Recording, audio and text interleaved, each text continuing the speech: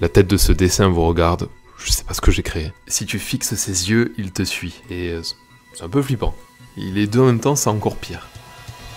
Bonjour, aujourd'hui 3 illusions perturbantes mais simples à refaire. Déjà, est-ce que ça vous dit quelque chose, Arcimboldo? Ces portraits sont des accumulations de légumes et de fruits, ou d'animaux. Je m'en souviens de l'école primaire, ça m'avait marqué. Pour l'époque, le peintre italien était ultra moderne et précurseur. Aujourd'hui, il existe des génies comme Edgar qui font des surfaces de rue tout entières en illusion d'optique, avec cet aspect vertigineux. Le principe sur un post-it, vu de dessus ça ressemble à rien, mais dans le bon angle, on a quelque chose qui ressort en 3D. Pour faire ce dessin, j'ai juste regardé de cet angle de vue en ignorant la dimension de mon support. C'est l'art de l'anamorphose. Ok, première illusion très simple à faire, vous connaissez peut-être, je trace 3 traits noirs, que je vais rejoindre.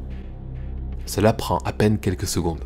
Au centre, je fais un petit triangle, nickel, et je prolonge à peine les 3 arêtes de chaque côté.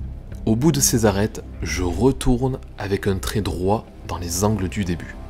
Ça s'appelle un triangle de pan rose. La particularité, c'est que structurellement et mathématiquement, il est impossible.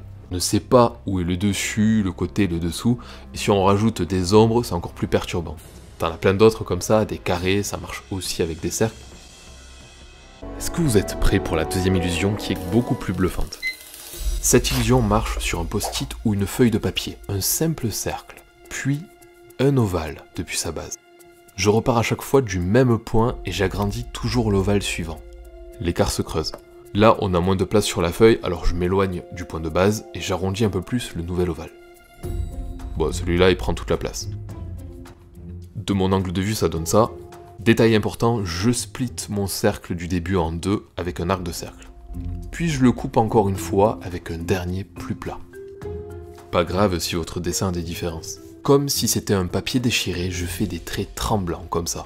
Des angles, des petites déchirures au hasard, en restant un minimum sur la trajectoire des ovales.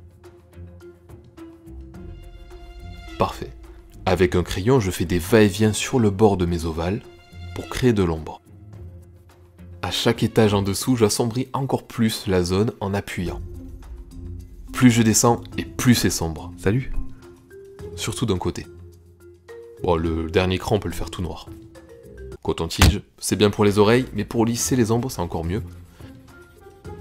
Je prends la gomme et j'éclaircis les bords. J'essaie d'affiner, de soigner mes ombres et les jeux de lumière. Allez, maintenant on incline le point de vue et on a un trou de papier dans la feuille. Je peux même y mettre le doigt dedans. La dernière illusion va être totalement épique, je vous montre juste la théorie, le principe de fonctionnement. Donc si on plie un post-it en 4, on a ceci, je le coupe sur une des tranches et en rejoignant les bords, on obtient un triangle creux. Alors si je retourne ce triangle, on a quelque chose de volumineux. Je peux dessiner dessus, voilà, je fais une bouche, je fais même une oreille sur la tranche. Et là, en déplaçant la main, on a quelque chose en 3D, normal.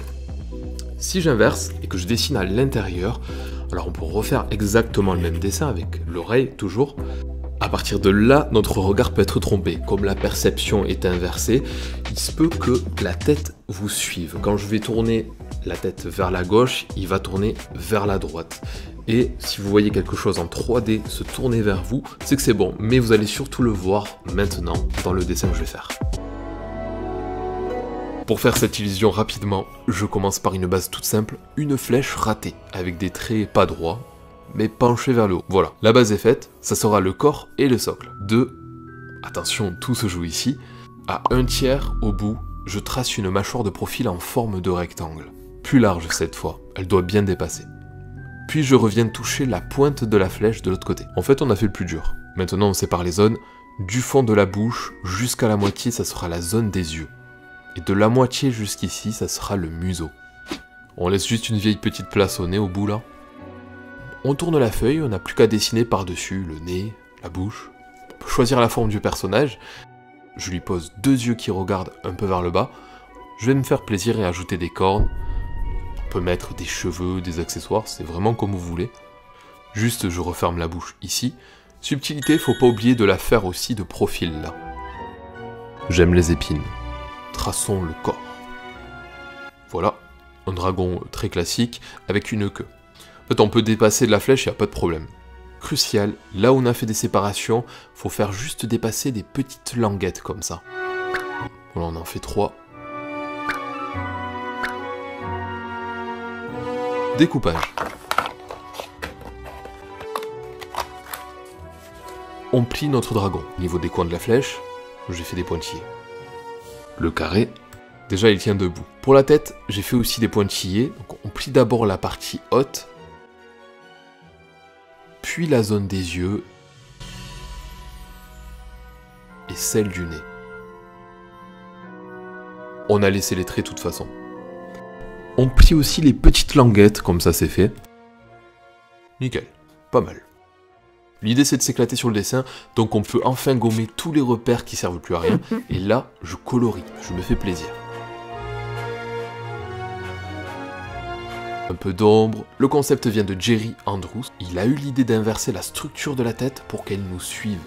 Bruce Up l'a popularisé il y a 10 ans avec un T-Rex, notamment en version géante. Là, j'essaie de la simplifier pour qu'on puisse le refaire soi-même et comprendre sa structure.